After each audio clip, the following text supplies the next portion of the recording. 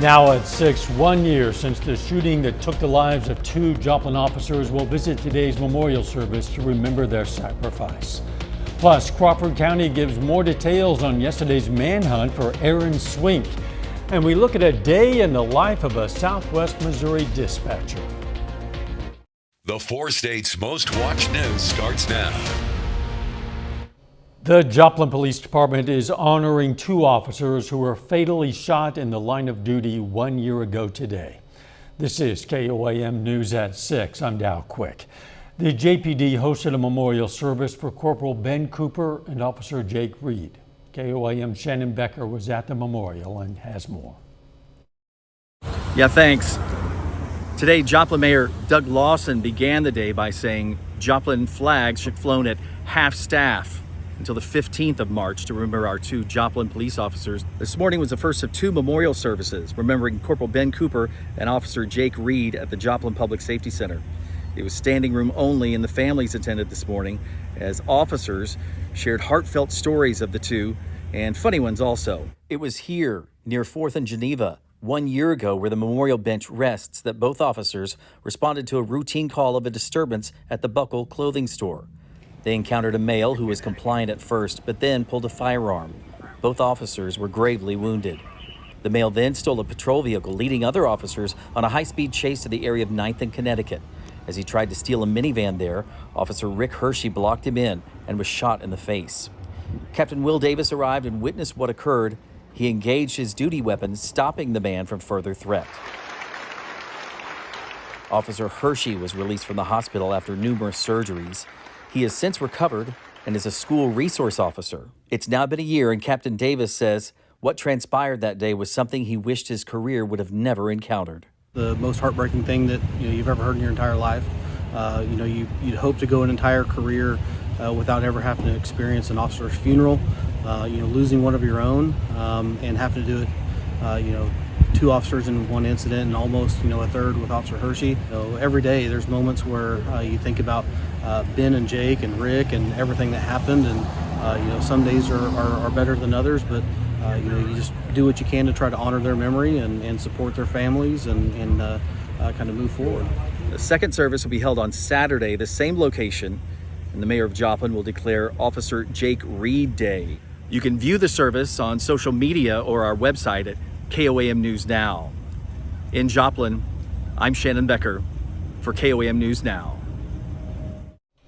We are learning new details from the Crawford County, Kansas Sheriff about yesterday's hours-long search for Aaron Swink.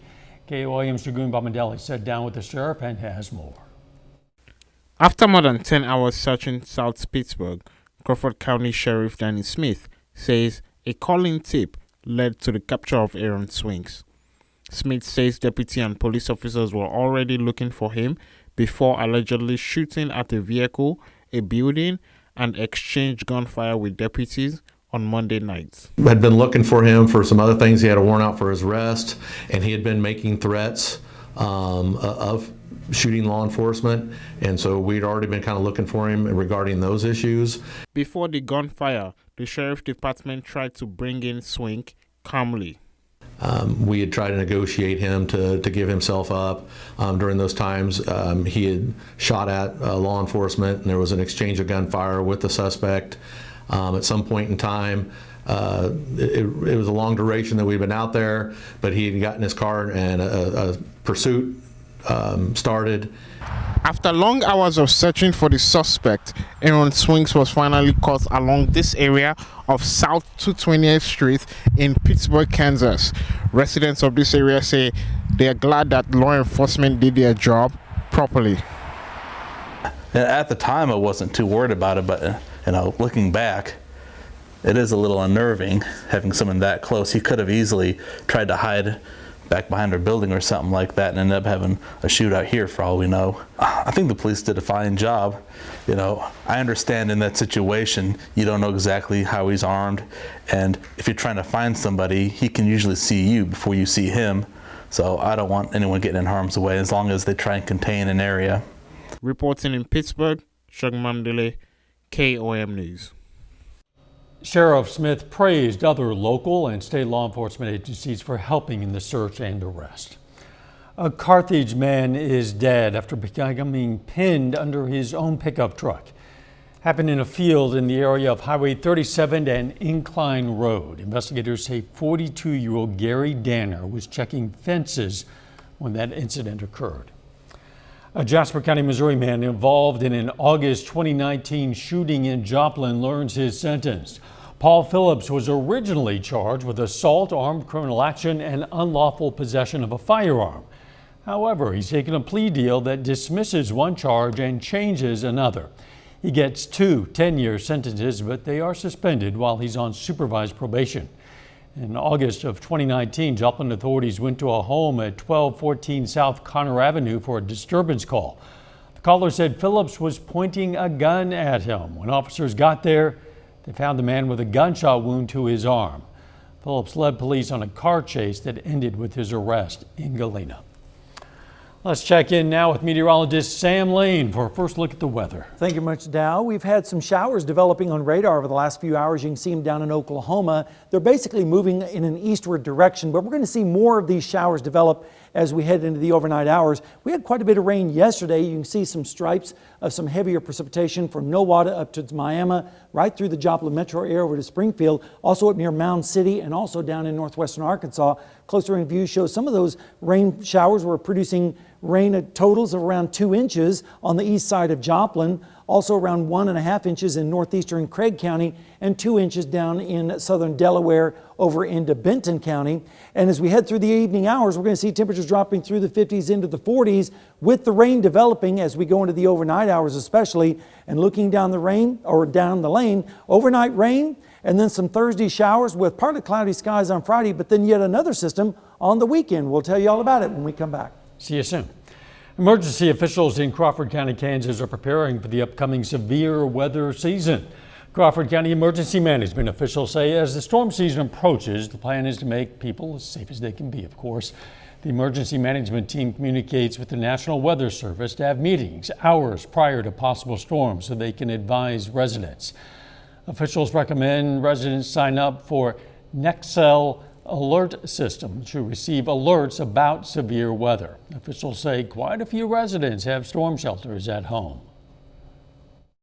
If you do have one or plan on putting one in, register it with our GIS office at the Crawford County website. That way we know if a tornado does happen in search and rescue process, we know there's a tornado shelter there and we can come find you. Crawford County currently has 7 public storm shelters available for all residents. Pittsburgh, Arcadia, Walnut, Mulberry, and Hepler do not have any. Still ahead, we look at a day in the life of a 911 dispatcher. Plus, an award-winning author visits a Southwest Missouri high school. Have you ever wondered what it might be like to be a 911 operator? Well, KOAM's Amber Jenkins takes a look at a day in the life of a Jasper County dispatcher. 911, what is the location of your emergency? Typing, communicating. And Amber, tell me exactly what's happened. Protocol. Provide the instructions. A 911 operator's mind is thinking one thing while their hands are doing another. There is so much multitasking going on. They're using so many different programs. They're doing so many different things, and all the different things you got to be able to do at once, and to keep your composure and be able to provide. 911 operators like Brandon McClintock are the voices of reasons during the most traumatic situations. Tuesdays and Thursdays are usually the most hectic days when it comes to the number of calls. Peak time is 3 p.m. And then during the week, traffic's a little higher, so you get those CNI driver complaints, the 911 hang-up calls, kids are in school. But during the weekend, it's got its fair share, but it's definitely probably through the week. One of the most common calls a 911 operator receives are hang-ups, but despite receiving those hang-ups, they're always eager to help. Obviously, you don't get every call. Sometimes we go years without having a certain nature. Years it can be without ever taking a high priority call, and then sometimes you can come in and you're that one that takes those high priority calls every shift. Working at a 911 center can feel like a roller coaster. But with teamwork and clear goals to follow, Jasper County Dispatch thrives. And there are accolades to show. It's powerful to them. It gives them the motivation, like I said, to kind of know that they are making that difference. They come in here, every one of them, when we go through the process with them, in the hiring, they all say they want to make a difference. They want to help someone. As a 15-year seasoned veteran, McClintock is proud to guide in future dispatch heroes. These are some of the forms that we have you guys fill out on your first day. I want to welcome you to the team here at JASCO. Jasper County Dispatch was recently recognized by the International Academies of Emergency Dispatch for its handling of medical calls. It's amazing. Now, did the dispatcher have any tips for people who are calling into 911? Yes, Brandon was telling me that a lot of times when people call in, of course, they're in a lot of traumatic times, and they get really frustrated that the 911 operator is constantly asking them questions. But Brandon just wants the public to know that that's just their job. They're just asking questions, and the questions that they're asking is not going to delay the help that they're sending. So it's good to remember. Amber, thank you so much. Some Missouri Southern students got some new wardrobe items for future careers. The university hosted its 9th annual Dress to Impress event. It's sponsored by Southern's Career Services Office and the Joplin Area Chamber of Commerce Young Professionals Network. It allows students to start or expand their professional wardrobe to prepare for the upcoming spring career fair and, of course, their careers. Clothes are donated by volunteers who no longer need them. An award-winning author stopped by McDonald County High School today. Ibi Zoboy is a Haitian-American author of young adult fiction who's received national recognition for her work. She talked with students about her experiences as an author. The visit included a question and answer session, a book reading, and an opportunity for students to purchase and get their books signed. A little later, a man confesses to the murders of 4 Missouri people that happened more than 30 years ago. And we have some showers developing on radar as well as fog. I'll tell you all about that and your weekend forecast when we come back.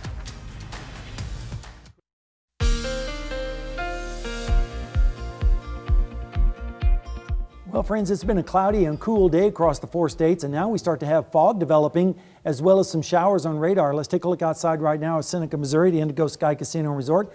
You can see the cloudy skies down there, and also the visibility is starting to drop just a little bit due to the fog developing across the area. We had a short thermometer today with a high of 53 after starting out at 46, but it was pretty close to the normals of 57 and 35. And on the rainfall, so far for this month, we're about half an inch above normal and about an inch above normal for the entire year so far. Radar right now showing just a few isolated spotty showers down in Oklahoma. They're mainly moving off towards the east, but we're going to see these showers continue to grow and develop as we go into the overnight hours. Closer range view shows a few of those showers north of Bartlesville up near the Kansas state line.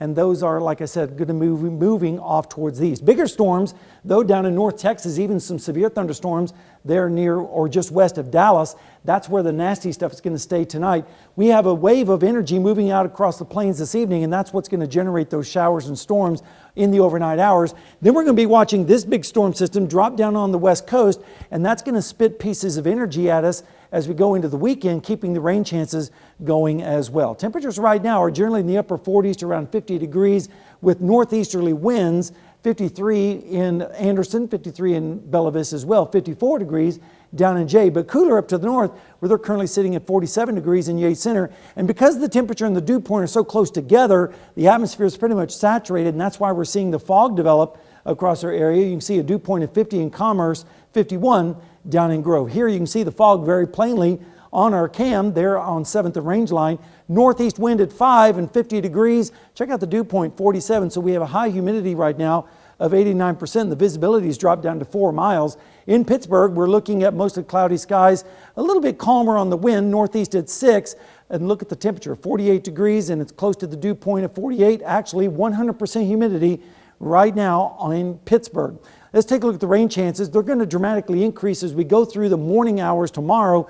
Then they slacken off just a little bit as we go into tomorrow evening into Friday, but the rain chances come right back as we head into the weekend. Temperatures this evening are going to be dropping into the 40s, and by morning we'll see those scattered showers and storms across our area. Then as we head through the afternoon, the showers start to move off towards the east, and we see winds turning around to the north and west. Temperatures should still make it into the low to mid 50s. And then as we go Thursday night into Friday morning, more clearing, and so that will allow temperatures to drop down close to freezing with northerly winds. Then on Friday afternoon, partly cloudy skies with temperatures in the upper 40s to lower 50s on northeasterly winds. And then as we head into Saturday morning, the clouds come back and the winds come around to the south and east, bringing up more moisture and lows in the 30s and the 40s. Rain chances are going to be increasing, as I said, into the overnight hours, and the heaviest amount is going to be down to the south, where they could pick up a couple of inches, not a couple of inches, a quarter of an inch down in northwestern Arkansas, lesser amounts back towards the north and west. And it's going to be chilly, below normal as far as our temperatures go for the next several days into the weekend. And in fact, we looked at some new data, and it looks like we're going to have a surprise in our forecast as we go into the extended period. But first, we have to get through the rainfall tomorrow, and then another round of rain on the weekend, and then more chances of showers on Wednesday and Thursday. And then look at that, a winter mix just in time for St. Patrick's Day. I know you were really wanting that, Dow. Well, you know, a lot of things are starting to bud or will be soon. You don't really want to frost. That's right, yeah. We want to see white flowers, not white stuff. Very good. Thanks, Sam. Still ahead, details on a murder confession in connection with the deaths of 4 Missouri people. DNA evidence has linked a 74-year-old man to 4 Missouri deaths that took place more than 30 years ago. He's now confessed to those murders in exchange for avoiding the death penalty. Christine Byers reports on one case where he's entered a guilty plea. Sandy Little was just 21 years old when her family first reported her missing in 1990.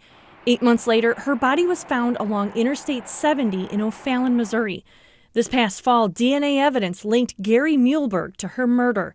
And Monday, Muehlberg pleaded guilty as Sandy's sisters watched from a St. Charles County courtroom. He's been perfectly comfortable, not even saying anything for 33 years. It was DNA. That was the only reason why he opened his mouth. Sandy, who left behind a 9-month-old son, was the 4th woman Muehlberg has confessed to killing. All of his victims were found inside various containers across the region, earning him the nickname, the Package Killer.